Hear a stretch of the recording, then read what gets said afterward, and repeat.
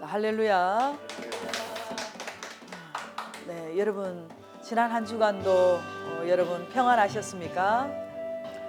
자, 네, 학교의 어떤 모든 공부를 다 가정을 마치고 또 직장에 이제 들어가기 직전에 계신 분이라든지 또는 어떤 큰 사업을 하려고 준비하고 계신 분이라든지 또는 우리 목회자님들 같은 경우에 개척을 하려고 준비하고 계신다든지 또는 건축을 준비하고 계실 때에 자 이렇게 어떤 모든 일에 뉴 스타트 이렇게 새로운 시작을 하려고 할 때 바로 우리 예수님께서 공생에 들어가시기 직전에 40일 단식하신 것처럼 이렇게 금식 우리가 뭐 40일 금식을 이렇게 온전히 드리지는 못할지라도 예수님을 닮은 어떤 이러한 정신이라도 우리가 가져야 되지 않겠습니까? 그래서 이 금식론을 우리가 배워가는 동안에 금식 기도에 대한 영성이 회복될 수 있기를 예수님 이름으로 축복합니다. 자, 오늘 이 시간부터는 우리 예수님의 이제 금식 경건에 대해서 이렇게 은혜를 나눌 텐데요. 자, 우리가 이제 마태복음 4장 1절로 11절까지 우리 예수님의 금식에 대해서 이렇게 기록을 하고 있는데요. 자, 우리 예수님께서는 구약 선지자님들의 예언에 따라서 유대 땅 베들레헴으로 이렇게 도성인신, 또 인카네이션이라고 합니다. 도성인신하셨고 또 탄생하실 때에 동방 박사님들과 또 그 주변의 목자들을 통해서 성탄 축하를 받으신 것을 볼 수가 있는데요. 그리고 예수님께서 이렇게 자라시면서도 어린 시절부터 이제 유월절을 지키기 위해서 예루살렘으로 이렇게 가실 때에 그 당시 종교 지도자들과 함께 이렇게 대화를 하시면서 듣기도 하시고 말하기도 하시는 이러한 놀라움의 극치를 우리 예수님께서 어린 시절부터 이렇게 나타내신 것을 볼 수가 있습니다. 오늘 우리 부모님들이 어떻습니까? 자녀들이 뭔가 조금 영특한 면이 보이면 우리 자녀가 어떤 영재가 아닐까 하면서 뭐 영재 스쿨에도 보내고 그렇게 하잖아요. 그런데 우리 예수님은 그럴 필요가 없으신 전능하신 분으로서 어떻게 보면 어린 시절부터 뭐 예수님께서 막 복음을 전하신다든지 또 막 기적을 행하신다든지 이렇게 하셨더라면 예루살렘과 온 유대가 소동을 하고 또 당시 어떤 중동 지역과 세계가 또 빅뉴스가 되어서 아마 어떤 복음화의 어떤 그런 열매를 앞당길 수 있는 어떤 그런 그렇게 되지 않았을까 하는 이런 인간적인 생각도 한번 가져보게 됩니다. 자, 그러나 보세요. 우리 하나님께서는 우리 예수님을 이렇게 30년 동안이나 30세가 될 때까지 우리 예수님께서 이렇게 사생활을 통해서 이제 우리 예수님의 어떤 인간적인 그런 삶을 통해서 신체적인 그런 준비도 이렇게 다 시키시고 또 영적인 이런 준비도 다 시키시면서 그 후에 이렇게 공생애로 나가게 하시는 그런 것을 보면서 우리 하나님께서는 당시의 어떤 문화나 이런 관습을 거슬러서 깨뜨리지 않으시고 이렇게 가신 것을 우리가 볼 수가 있습니다. 자, 여기서 우리가 볼 수 있는 것은 예수님께서 이렇게 30세가 되실 때까지 우리 예수님은 그 아버지 여생님의 직업에 따라서 이렇게 목수 일을 하셨잖아요. 그래서 목수가 입는 어떤 의복을 입으시고 목수가 먹는 그런 음식을 잡수시고 또 목수가 자는 어떤 침대에서 또 주무시고 또 집에서 이렇게 우거하시면서 우리 예수님께서는 자 이렇게 집을 뭐 수리하신다든지 어떤 가구를 수리하신다든지 집을 짓는다든지 자 이렇게 하시면서 그 당시에 그 팔레스타인 그 지역에 굉장히 낮과 밤의 기온차가 심하면서 낮에는 굉장히 무덥잖아요. 그래서 땀도 많이 아마 흘리시면서 이렇게 많은 일을 하시지 않으셨을까 그렇게 우리가 생각을 하게 됩니다. 그런데 여러분 왜 하필 그 여러 가지 다양한 직업 중에서 하나님께서 왜 하필 우리 예수님을 이렇게 목수의 일을 하게 하셨을까요? 자, 우리 예수님께서는 이렇게 우리들의 육신의 집도 지으셨지만 천국의 집을 지으시기 위해서 이런 그런 의미가 있지 않을까 이렇게 생각을 해봅니다. 요한복음 14장 1절로 2절에 보면요. 우리 예수님께서 자 너희는 마음에 근심하지 말라. 하나님을 믿으니 또 나를 믿으라. 내가 너희를 위하여 거처를 예비하러 가노니 그렇지 않으면 너에게 일렀으리라. 아, 아, 내가 너희를 위하여 거처를 예비하러 가노니 가서 너희를 위하여 거처를 예비하면 내가 다시 와서 너희를 내게로 영접하여 나 있는 곳에 너희도 있게 하리라. 자 이렇게 말씀하신 것처럼 자 우리 예수님은 우리를 위해서 우리의 어떤 추위와 더위를 막아주는 이런 육신의 집도 세우셨지만 우리가 영원히 거할 수 있는 영원한 안식의 처소를 지으시는 분이기 때문에 아마 이런 일을 하시지 않았을까 하는 자 이런 생각을 우리가 하게 됩니다. 자 우리 예수님께서 이렇게 30년이라는 이런 사생애를 통해서 공생에 들어가시기 전까지 이렇게 육신의 일을 자 이렇게 마치신 것을 보면서 알 수 있듯이 오늘날 우리들도 뭐 사역을 하려고 하면서 또는 뭐 복음을 전하려고 하면서 너무 이렇게 아무런 준비도 없이 바로 그냥 뭐 좀 은혜 받았다고 해서 바로 이렇게 뭐 사역으로 들어가서는 안 된다고 보는 것입니다. 자, 우리 예수님은 이렇게 메시아를 모르는 이런 불신 지역, 종교적으로 타락한 정말 이러한 시대 속에서 이러한 지역에서 어떻게 생각하면은 뭐 우리 예수님께서 마치 뭐 슈퍼맨처럼 이렇게 짠하고 나타나셔서 막 이렇게 기적을 행하시면서 대혁명을 일으키면 어땠을까? 또는 우리 예수님께서 왕궁에서 이렇게 왕자님으로 오셔서 이렇게 힘들려서 땀 흘려서 일하시지 않고 좀 이렇게 좋은 옷도 입으시고 왕답게 좀 좋은 음식도 이렇게 잘 잡수시고 하시면서 또 어떤 비서라든지 하인들을 두시면서 편안하게 다니시면서 지시하시고 뭐 이렇게 하시면은 아마 얼마나 좋았을까. 자, 이렇게 우리가 또 상상을 해볼 수도 있는데요. 우리 예수님께서 이렇게 몫으로서 땀 흘리면서 수고하게 하신 것은 우리 하나님께서 땀 흘려서 수고하라고 하신 그 법칙을 이루기 위함이 아니신가 이렇게 볼 수가 있는 것입니다. 자, 우리 인류의 조상 아담님과 이브님이 범죄함으로 말미암아 그 타락의 결과로 우리가 어떤 엉겅퀴와 그 어떤 잡초의 그런 역사를 가져오게 되었는데요. 그러면서 여인들은 이렇게 해산의 수고를 하게 되고 남성들은 땀 흘려서 일을 해야만 소산을 먹을 수 있는 그런 결과를 가져오게 된 것을 볼 수가 있습니다. 자, 우리 사도 바울님도요. 데살로니가 후서 3장 10절에 보면 일하기 싫거든 먹지도 말게 하라고 이렇게 말씀하시면서 우리 사도 바울님도 천막 제조업에 그 종사를 하시면서 일하면서 이렇게 사역을 하시지 않았습니까?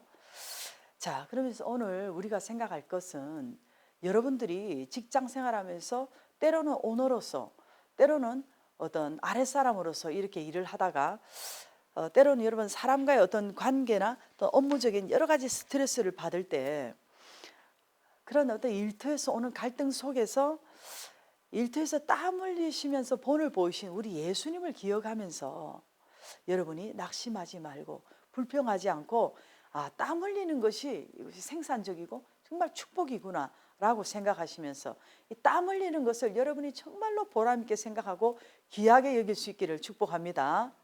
자, 우리 예수님 시대에는 이렇게 그노시스라고 해서 그노시즘 이렇게 영지주의라고 하는 이런 이단이 있었습니다.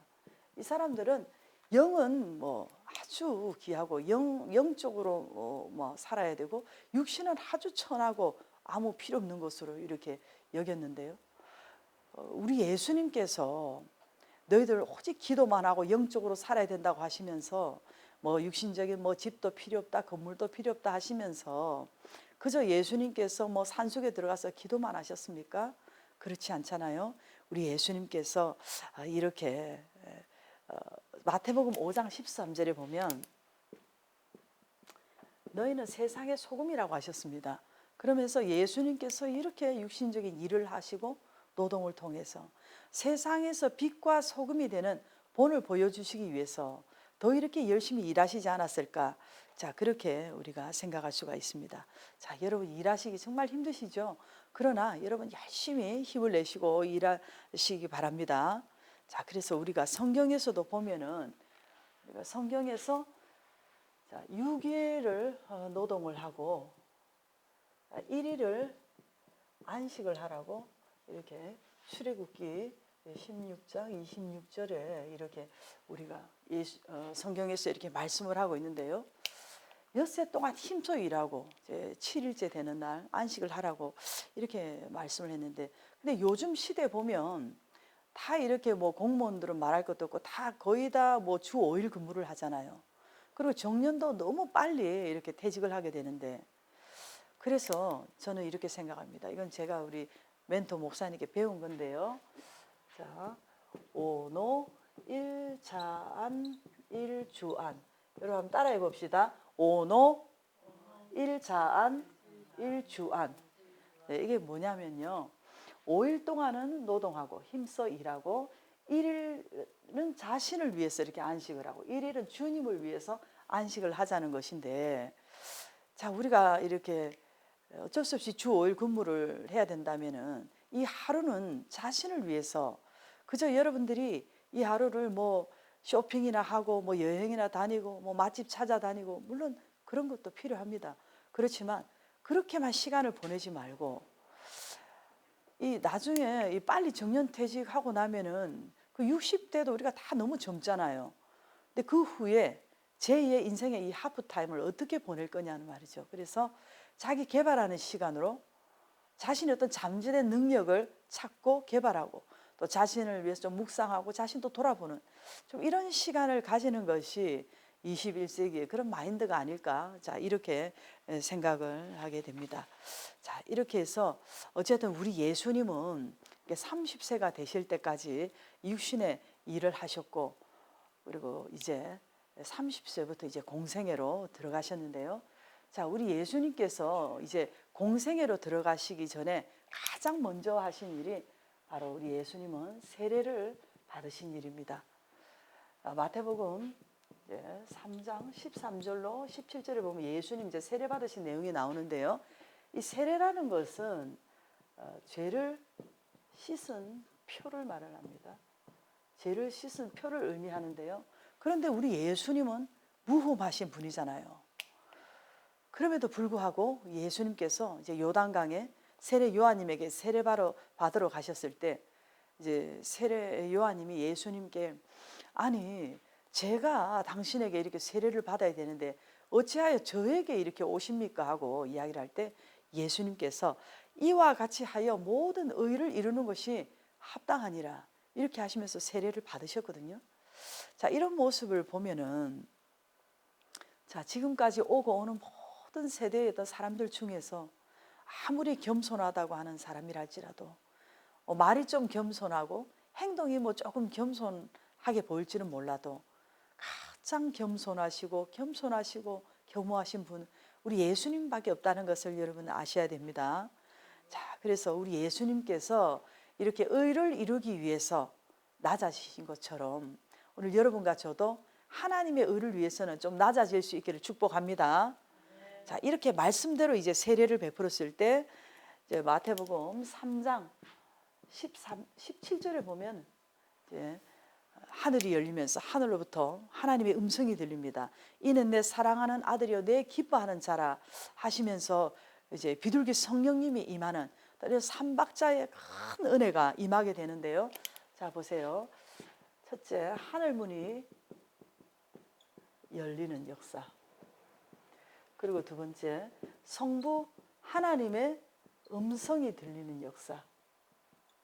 그리고 세 번째, 비둘기 성령님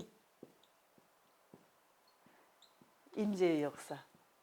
자, 이런 여기에 이제 이 삼박자의 은혜 속에서 바로 우리 예수님께서 여기 계시지 않습니까? 그럼 여기서 바로 삼일체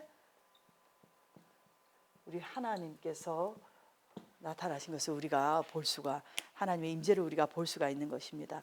자, 이때에 여기에 모인 많은 사람들이 얼마나 영적인 또 감화와 감동과 큰 은혜를 받지 않았겠습니까?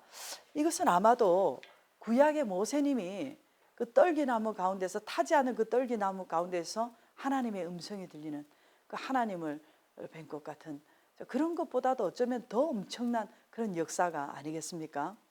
자, 어쨌든 여러분과 저는 우리가 성령님의 음성을 듣고 우리가 그 은혜 받는 길은 다른 것 없습니다. 예수님처럼 이렇게 겸손하게 엎드리고 낮아지면 되는 것입니다. 자, 이렇게 마음으로 우리가 교만하고 자만한 마음을 가지고, 여러분들이 그저 뭐 팔짱 끼고 다리 꼬고 앉아서 설교 뭐 판단이나 하고 이래서는 여러분 절대로 은혜를 받을 수가 없는 것입니다.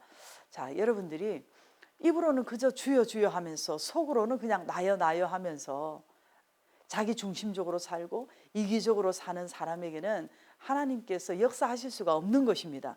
그래서 우리는 예수님께서 세례받으신 모습을 생각하면서, 예수님께서 세례받으실 때 물속으로 완전히 잠기시는 침례를 받으셨거든요. 그처럼 오늘 여러분과 저도 우리 몸을 숙이고 낮추고 완전히 물속으로 들어가야 되는 것입니다. 그래서 하나님은 겸손한 자를 기뻐하시고 겸손한 자를 존귀케 하시고 겸손한 자에게 하나님께서 역사하시는 줄 믿습니다. 그래서 여기서 저는 그런 생각을 했습니다. 자, 이렇게 이제 예수님께서 세례 받으실 때에 하늘 문이 열리고 막 하나님의 음성이 들리고 비둘기 성령님이 이제 임하시고 막 이런 상황 속에서 세례 받으신 후에 이제 세례 요한님에게 예수님께서 이제 좀 안수기도도 좀 해주시고 축복기도도 해주시면서 그동안에 나의 길을 예비하느라 너가 참 수고가 많았다. 그래, 이렇게 그동안에 수고 많았다고 하시면서 좀 이렇게 안아주시기도 하고 좀 축복기도도 해주시고 좀 등도 이렇게 두들겨 주시면서 그때 막 하늘 문이 열린 상태에서 막 천사들이 나팔 불고 막 하늘에서 스포트라이트가 예수님께 쫙 비치면서 그렇게 바로 어떤 사역의 길로 다 가신다면은 또 시간도 좀 단축될 수 있을 텐데 그러면 더 좋지 않았을까, 이런 우리가 상상도 해볼 수가 있는데요. 그러나 이때에 우리 예수님께서는 어떻게 하셨습니까? 자, 이런 삼박자의 이런 큰 대영광과 이런 큰 은혜의 역사가 나타난 후에 우리 예수님께서는 어떻게 하셨습니까? 바로 금식하러 이렇게 들어가신 것을 볼 수가 있는 것입니다. 자, 여기에서 오늘 여러분과 제가 큰 은혜를 받을 수 있기를 축복합니다. 자, 그래서 우리가 오늘 배운 이 공부를 통해서, 자, 우리가 입술로만 주여 주여 하는 것이 아니라 예수님의 어떤 사생의 동안에서 이렇게 참 겸손히 묵묵히 일하신 이런 모습을 보면서 우리가 겸손히 또 이런 예수님을 본받는 우리가 되게 해달라고, 또 이런 금식 기도의 영성이 회복되게 해달라고 우리 주님 3번 부르시고 한번 간절하게 기도하는 시간을 갖겠습니다. 주님, 주님, 주님 은혜와 사랑에 감사하고 감사를 드립니다. 아버지 하나님, 우리가 입으로는 또 겸손하기 쉽습니다. 행동으로는 또 겸손할 수도 있습니다. 그러나 우리가 진정으로 예수님처럼 이렇게 겸손하신 우리 예수님을 본받아서 우리가 정말 말이